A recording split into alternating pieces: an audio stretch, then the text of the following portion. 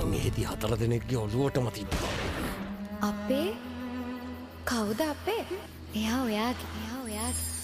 ඒ රුදස් සිහිවිලා වැහේ ආතරේ තරහව විරහව වේදනාව උන්ද ලොකු මහත්තයාගේ කාර් එකේ හැප්පුණාට පස්සේ ඒ අහිංසකයා මෙයාලව දාලා ගියා.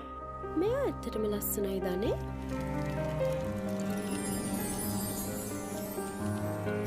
කවුද සංජේ? අනේ මන් දන්නේ නැහැ මාලා. දැන් හරියට පිට මිනිස්සු ඉන්නවනේ මෙහි. ත්‍රස්තවාදී 70.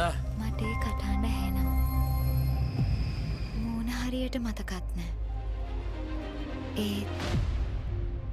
ළඟ හම්බුණාද කියලා හිතෙනවා. මේ වේදනා හිමි වේද සමදා ළඟ ඉන්න ආදරය කියන්නේ කාලයවත් සීමාවවත් හඳුනාගන්නේ නැති හැඟීමක්. මොනවද?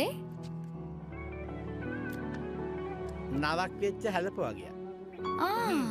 ටින් වල දාලා මේක රාවණ අඩවිය බලව්. නංගි කවුද මිනිහා? ෆ්ලයිට් එක ලෑන්ඩ් කරලායි තියෙන්නේ.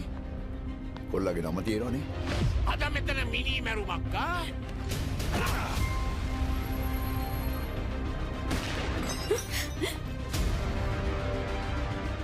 මේකට කියන්නේ කපෝති කියලා. ෆිල්ම් එකක් වගේ දැන් බලාගෙන හිටපන් වෙන දේ. අයනම් පොතුණා බල්ලා. බොහොම නරක කාලයක්. සුදු සඳ සාවිමා ඔයා මොකද මෙහෙ? සඳ ඇති විට ඔයා මොකද මෙහෙ? ඇති ඇයි පෙනෙනා සුදු සඳ සාවිමා සරා මෙයාගේ හැටි එහෙම තමයි. හැමදේම හිතේ හංගන් ඉන්නවනේ. කාලය ඔවුන්ව සදාටම වෙන් කරයිද?